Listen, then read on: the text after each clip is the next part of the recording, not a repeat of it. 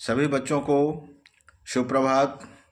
मेरे प्यारे बच्चों, दर्शकों, अभिभावक महोदय, सभी को प्रणाम, नमस्कार।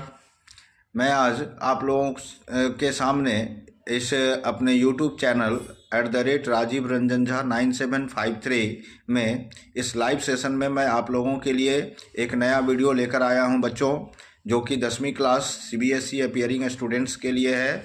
और ये मैं class 10th economics chapter 3 money and credit का इम्पॉर्टेंट टर्म्स मैं आपके सामने रखने जा रहा हूं बच्चों। इसे हिंदी में मैं रख रहा हूं, आप ज़्यादा से ज़्यादा इसे समझेंगे, सुनकर बच्चों, और याद करने का प्रयास करेंगे। आपकी आगामी परीक्षा तुरंत आने वाली है, उसमें आपको बहुत लाभ मिलेगा बच्चों इससे। मेरे चैनल को तो आप लोग देखते हैं, व्यूज़ काफ़ी दे रहे हैं, लाइक्स भी दे रहे हैं, सब्सक्राइब देते हैं, लेकिन थोड़ा बच्चों कम दे रहे हैं। इसीलिए मैं अपने सभी व्यूअर्स, अपने सभी दर्शकों से अनुरोध करता हूं कि आप मुझे सुने और सुनने के साथ साथ मेरे चैनल को ज़्यादा से ज़्यादा सब्सक्राइब करने का प्रयास करें।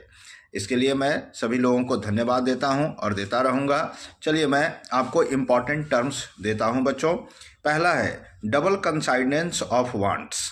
ये डबल कंसाइडेंस ऑफ वांट्स क्या होता है, इसको हम लोग समझते हैं।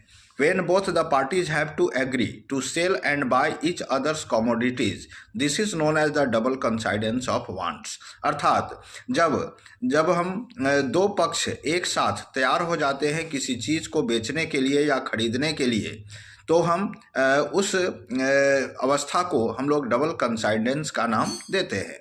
इसके बाद सेकेंड टर्म है medium of exchange. Medium of exchange का मतलब है money act as an intermediate in the exchange process. It is known as the medium of exchange. Money मतलब रुपया, पैसा जिसे हम लोग कहते हैं बच्चों।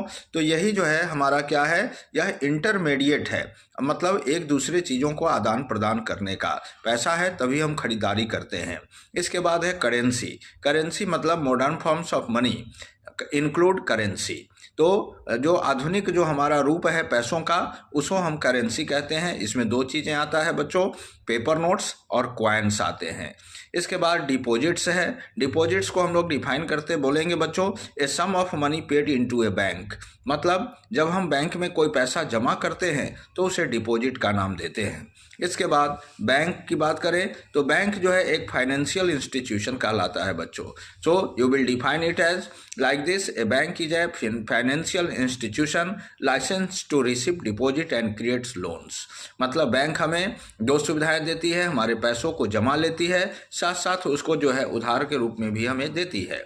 इसके बाद डिमांड डिपॉजिट्स की बात करें